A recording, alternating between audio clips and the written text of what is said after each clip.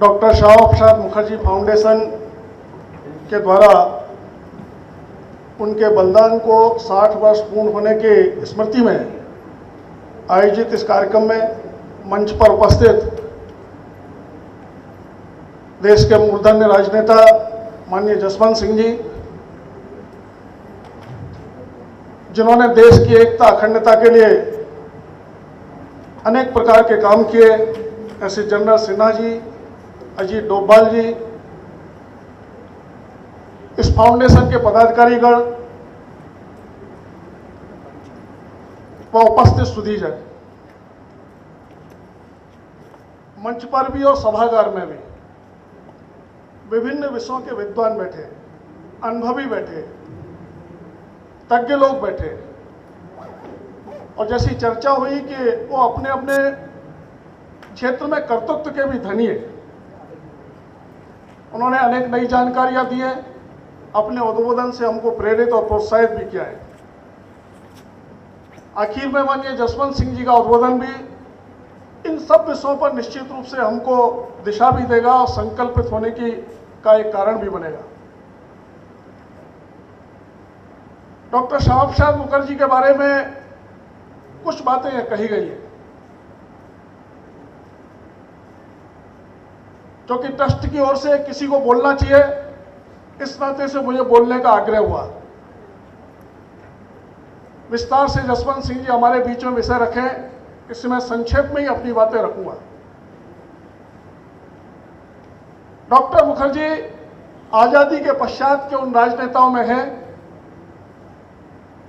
जिनको इस रूप में स्मरण किया जा सकता है कि देश की एकता अखंडता के लिए आजादी के पश्चात पहला बलिदान जिस राजनेता का हुआ, जिस राष्ट्र नेता का हुआ, उनका नाम है डॉक्टर श्यामा प्रसाद मुखर्जी। फाउंडेशन उनके विचारों को आगे बढ़ाने, उनके विचारों को स्थापित करने के लिए अनेक प्रकार के कार्यक्रम आयोजित करता है। उसी में से आज का भी एक कार्यक्रम है। आज एक बहुत सामयिक विषय पर चर्चा यहां हो रही है। कभी कभी पूरी दुनिया का इतिहास समझने के पश्चात, पढ़ने के पश्चात, विद्वान लोगों से सुनने के पश्चात ऐसा ध्यान में नहीं आता कि किसी राष्ट्र को अपनी पहचान के बारे में संभ्रम हो, किसी राष्ट्र को इसके बारे में संभ्रम हो कि मेरे राष्ट्र के सामने चुनौतियां और खतरे कौन से हैं, कौन खतरों का कारण हो सकता है।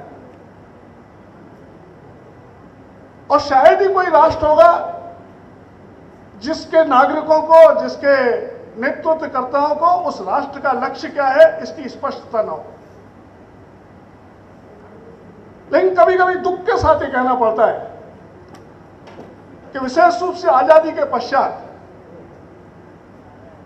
भारत की पहचान पर ही संभ्रम पैदा करने की कोशिश की गई। हम जानेंगे ही नहीं हम क्या हैं, तो हमको कौन मार रहा है, हमको मारने के लिए कौन आ रहा है, हमको जो मारने के लिए आ रहा है उनकी सहायता कौन कर रहा है, अंदर क्या खतरे, बाहर क्या खतरे, इसको पहचानना भी हमारे लिए कठिन होगा। जब हम अपने को पहचानते, अपनी ताकत को पहचानते, तो सामने आने वाले खतरे और उन सबको भी हमारे लिए पहचानना संभव है। हम अपने बारे में ही संभ्रम में रहेंगे तो कैसे चलेगा। और इसलिए जब हम अपनी ताकत को भी नहीं पहचानते तो हमारा लक्ष्य क्या है, इसके बारे में भी हमारे मन में एक द्वंद्व उत्पन्न हो जाता है। मित्रों, यदि राष्ट्रीय स्वयंसेवक संघ, जनसंघ और भाजपा के किसी वरिष्ठ मार्गदर्शक को मैं कोट करूं तो शायद कुछ लोग ये सोच सकते हैं कि एक तरफा बात हो जाएगी। मैंने एक जगह पढ़ा कि इंदिरा जी ने 15 अगस्त के लाल किले से भाषण देते समय एक शब्द प्रयोग किया था कि भारत प्राचीन राष्ट्र है। तो हमको ये समझने की आवश्यकता पड़ेगी ना, प्राचीन राष्ट्र है, कितना प्राचीन राष्ट्र है। क्या 200 साल पुराना राष्ट्र है? क्या 1947 के बाद का राष्ट्र है? क्या 1857 के बाद का राष्ट्र है? क्या 500,000 वर्ष पुराना राष्ट्र है? अरे लोग ये मानते हैं कि दुनिया का प्रथम राष्ट्र है। अरबों वर्ष पुराना राष्ट्र है। जब ये राष्ट्र प्राचीन है, एक बार ये स्थापित हो जाए कि दुनिया का प्राचीनतम राष्ट्र है, तो मुझे लगता है कि ना तो यहाँ की संस्कृति के बारे में संभ्रम रहेगा, ना यहाँ की सभ्यता परंपराओं के बारे में संभ्रम रहेगा, ना यहाँ की राष्ट्रीयता के बारे में संभ्रम रहेगा, और ना फिर किन्हीं खतरों के बारे में संभ्रम रहेगा। फिर हम समझ सकते हैं कि प्राचीनतम राष्ट्र है तो यहाँ के महापुरुष कौन है, यहाँ की परंपरा क्या है, यहाँ की संस्कृति क्या है, इसको समझने में हमको देर नहीं लगेगी। जब हम कुछ कालखंड का राष्ट्र इसको मानते हैं तो हम बहुत सारी पुरानी बातों को भूल जाते हैं। पुरानी कुछ बातें ऐसी भी हो सकती हैं जो उस कालखंड में अच्छी रही हो, आज कालांतर में न रही हो, लेकिन अनेक श्रेष्ठ परंपराओं के आधार पर ये राष्ट्र और इसकी संस्कृति आगे बढ़ी। मित्रों, कभी कभी जब हम एक जन और एक राष्ट्र की बात करते हैं तो इस परिभाषा को लोग दुनिया के देशों में जो बोला गया इस अर्थ में समझते हैं, और हमको भी उस अर्थ में समझने की कोशिश करते हैं। ये एक जन एक राष्ट्र एक सांस्कृतिक अवधारणा भी है। इसलिए एक जन एक संस्कृति एक राष्ट्र की चर्चा मात्र भौगोलिक नहीं है, ये सांस्कृतिक है। यह नदी, पर्यावरण, प्रकृति के साथ साथ परिवार, मानवीय मूल्य, मानवीय संबंध, इन जैसों को लेकर एक जैसी सोच बनी है।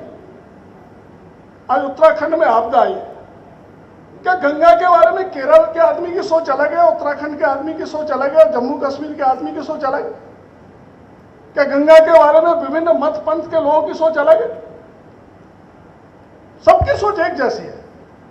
यह स्वागत करने के तरीके या लोगों की ओर देखने का दृष्टिकोण, ये सबका एक है। मेरे पूर्व के विद्वान वक्ताओं ने इस विषय पर एक प्रकाश डाला, इसलिए मैं उसको विस्तार में आपको नहीं ले जाना चाहता। एक जैसी सोच के आधार पर एक जैसी संस्कृतियां विकसित हुई। इसके अनेकों उदाहरण पूरे हिंदुस्तान में फैले पड़े। मैं केरल में गया, एक कार्यकर्ता के घर गया, तो मैंने देखा कि तुलसी का पेड़ कार्यकर्ता के घर है। तो केरल में भी तुलसी की पूजा है और दिल्ली में भी तुलसी की पूजा है।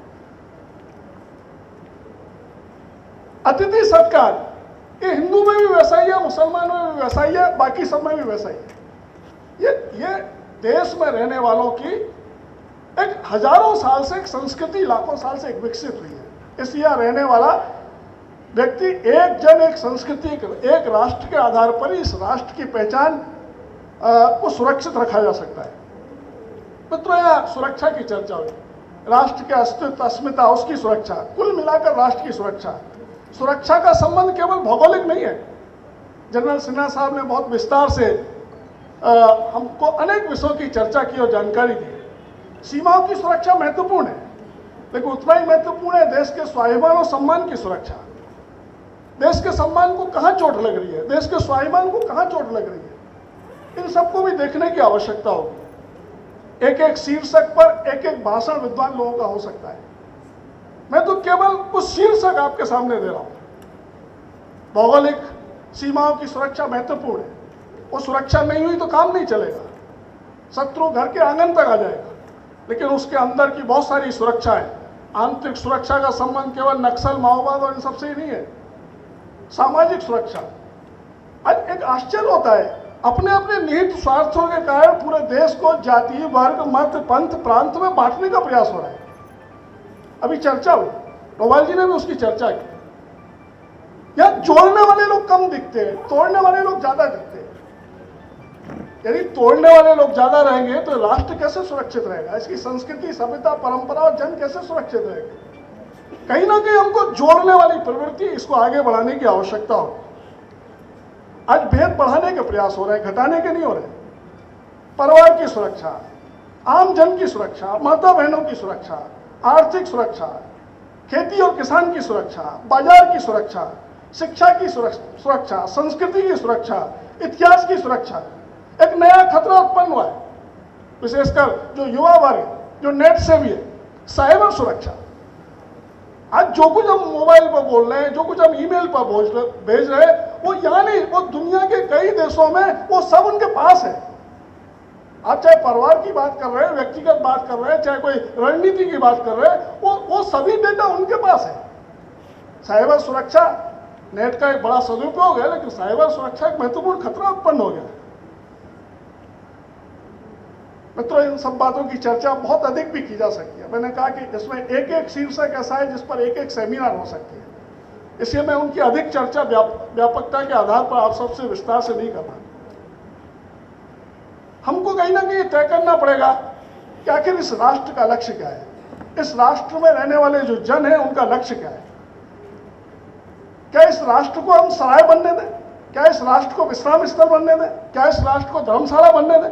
कोई भी आएगा रुकेगा मालूम नहीं, ज्यादा से ज्यादा रजिस्टर में लिख जाएगा, थोड़ा बहुत उसका रेंट दे जाएगा और चला जाएगा।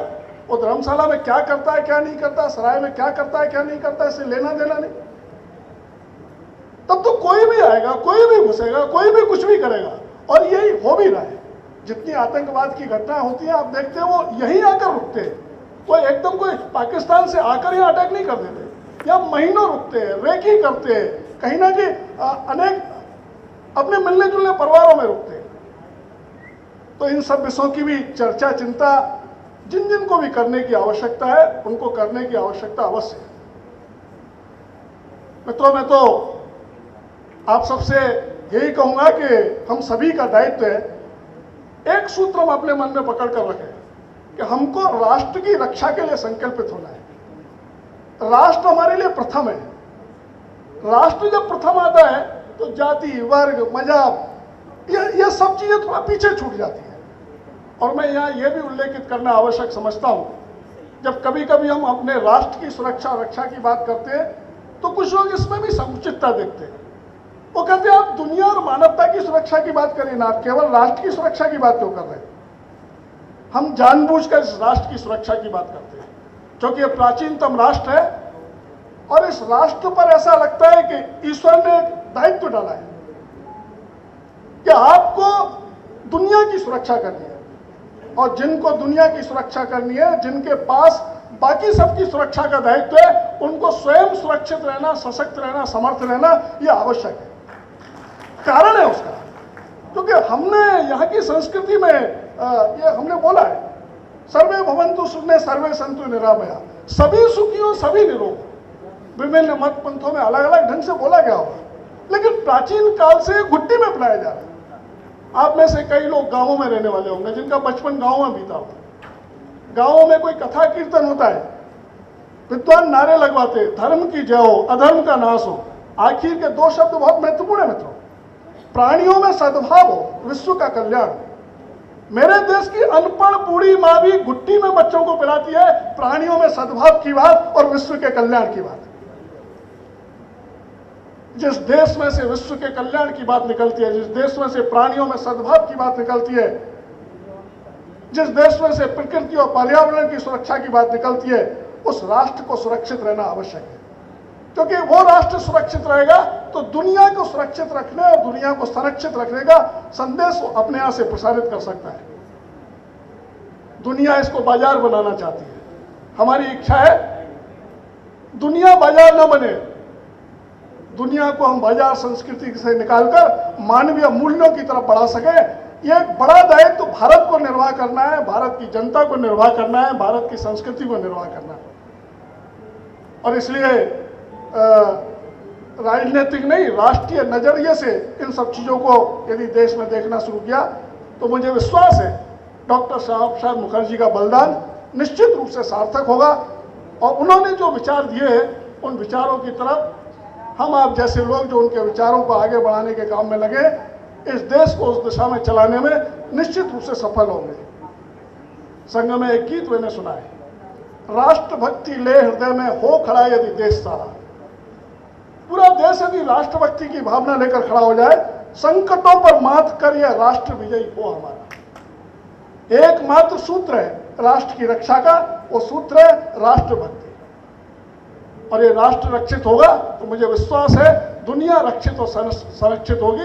एक बड़ा दायित्व भारत पर और भारत की जनता पर, भारत की संस्कृति पर है, उसको निभाने के लिए हम आगे बढ़े। यही डॉक्टर श्यामा प्रसाद मुखर्जी के बलिदान की सार्थकता है और उनका सही मायने में स्मरण है। बहुत बहुत धन्यवाद।